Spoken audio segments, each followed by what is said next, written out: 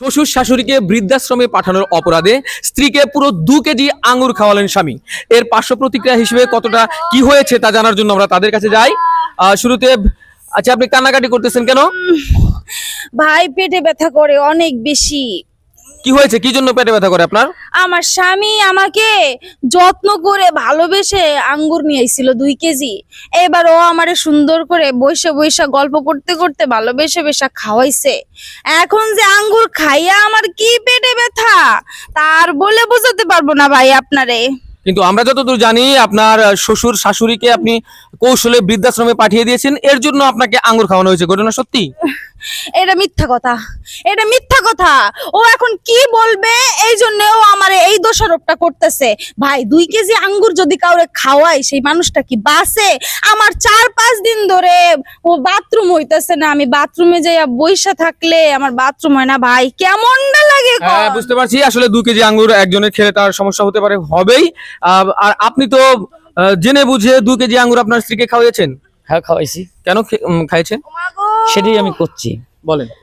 আমার মা আমাকে 10 দিন 10 মাস গর্ভে ধরছে, তার রক্ত মাংস খায়া কিন্তু আমি বড় হয়েছি। আমার সেই মা যদি বৃদ্ধাশ্রমে ও রাখিয়ে আসে তাহলে এর চেয়ে বড় ব্যথার কি থাকে? শুধু কি আপনার মাকে না আপনার বাবাকেও? আমার বাবাকেও, আমার বাপ মা। তাহলে ওর তো পেটে ব্যথা আর আমার এই ভিতরে ব্যথা ভাই, এমন ব্যথা, এই ব্যথা আমি কাকু কইর পারতেছি না। কারণ ওক যদি মারধর করি ও আমার ব্রেক মানবি লয়, লোকজন আমার খারাপ কবি। এই কারণে আমি কি করছি, 2 কেজি এই দাঁড়া কথা কবি দে, কথা কবি দে, 2 কেজি আঙ্গুর ফল লিয়ে আইছি হাটে থেকে। লিয়ে এসে আমি সুন্দর করে ভালোবাসে আদর করে খাওয়াইছি যে তোর শরীর স্বাস্থ্য ভালো হবে, শরীর তেজ হবি। হ্যাঁ, তখন সে সুন্দর করে খাইছে। খাওয়ার পরে হাগা বন্ধ হয়ে গেছে। কিন্তু আপনি তো জানতেন যে 2 কেজি আঙ্গুর খাওয়ানোর পরে ওর অবস্থা খারাপ হবে, এটা জেনে বুঝেই তো খাইছেন না? অবশ্যই খাওয়াইছি। আচ্ছা ঠিক আছে, আমি আপনার কাছে আবার আসবো। তার আগে আমি এই মুরব্বিগুলোর কাছে একটু কথা বলি। আচ্ছা, আপনি কি?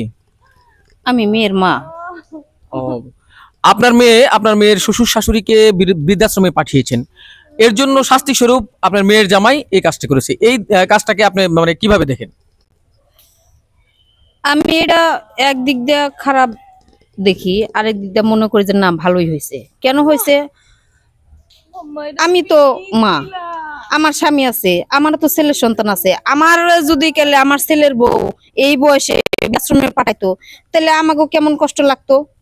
আমার মেয়েকে আমি অনেকবার বুঝাইছি, দেখ আমি যেরকম মা তুই তোর শাশুড়িও নিজের মা মনে করবি। আমার মেয়েটা মানে আমার কোনো কথাই শুনে নাই। আপনি অনেক সুন্দর কথা বলেছেন। আপনার কথা শোনার পরে এবার আঙ্কেল আপনি কি হন? এই মেয়ের কি হন? মেয়ের বাপ।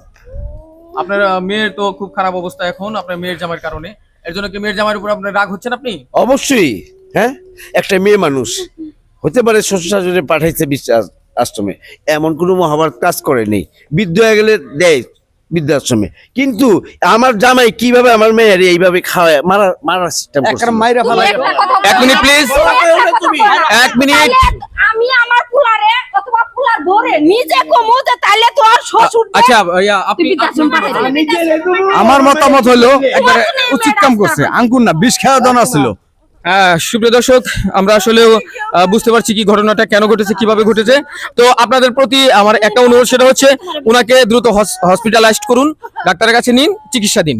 আর আপনাদের প্রতি যেটা আমার অনুরোধ, সেটা হচ্ছে মা বাবা খুব যত্ন এবং কষ্ট করে সন্তান মানুষ করে, সেই সন্তান যদি বৃদ্ধ বয়সে তাদের অবলম্বন না হয়, তাদের যদি বৃদ্ধাশ্রমে একা থাকতে হয়, এর চেয়ে বড় পৃথিবীতে আর কষ্ট নেই।